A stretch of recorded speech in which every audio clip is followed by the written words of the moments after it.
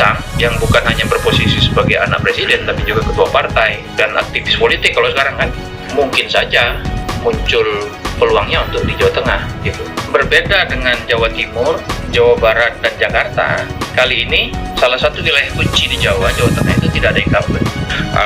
Survei dari LSI seperti mengkonfirmasi Bang ya, bahwa nggak betul itu Pak Jokowi yang menyodor-nyodorkan nama, bahwa kemudian ada partai-partai politik yang menggadang-gadang nama Mas Kaisang ya, ketua PSI. Berarti benar berangkatnya memang aspirasi akar rumput. Saya sarankan kepada Pak Habib Abu Bakar, daripada menuding Pak Jokowi menyodor-nyodorkan nama gitu ya, mendingan PKS lebih percaya diri ya, majukan aja kadernya sebagai gubernur, jangan wakil gitu. Nanti bisalah kita berkomunikasi ya. Nah sekalian aja kita duetkan dengan Mas Kaisang kalau bisa.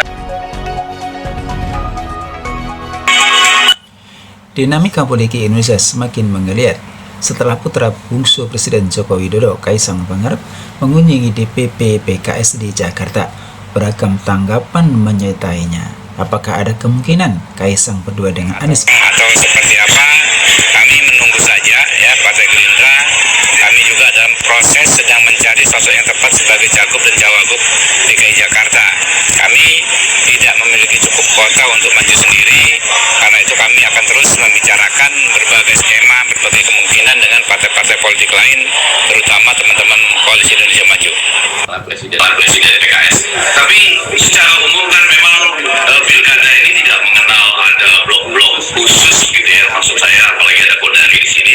Itu kan Iqbal juga di mana-mana di seluruh Indonesia bisa cair sekali ya, bisa bekerja sama dengan siapapun gitu. Nah, ini kalau saya melihat ada sedikit latar belakang bahwa sebelumnya kan ada kesan, ada sedikit konflik gitu ya dalam konteks kebetulan Pak Sekjen mengatakan Pak Jokowi itu menyodorkan nama tertentu gitu untuk maju di pilkada tertentu, kemudian dibantah nggak ada nama itu. Nah, dengan adanya pertemuan ini kan jadi sedikit lebih mesem pilkada, dan alhamdulillah seperti Pak Presiden PKS tadi bilang, Ya, tanggapan dari Evin Gozali, porsinya PKS dan PSI bisa bergabung berkolaborasi di dalam Pilkada 2024.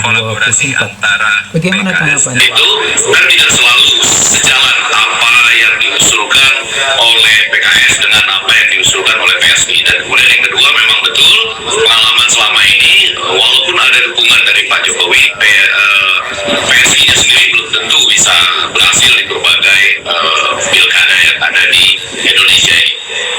Indonesia, Kaisang Pangarep menjadi awal bukti kerjasama di antara kedua partai, yaitu kedua partai mengusung bupati dan wakil bupati sebagai pasangan dari PKS dan PSI. Mereka mengatakan semoga pasangan ini bisa membawa kebaikan bagi daerahnya masing-masing.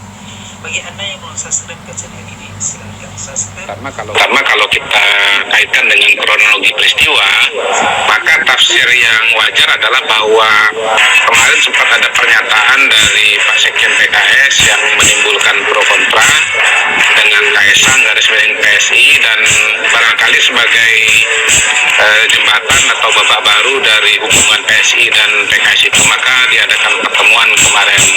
Dan saya kira dengan pertemuan kemarin memang suasananya sudah menjadi cair. Nah, cairnya pertemuan itu kemudian membuka ruang baru yang selama ini juga barangkali agak sulit dipikirkan, yaitu kerjasama antara PSI dengan PKS.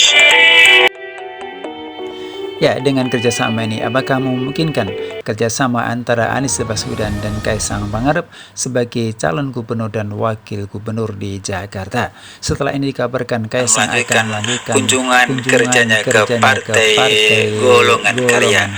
Kita tunggu selengkapnya bagaimana pergerakan Kaisang sebagai ketua umum PSI.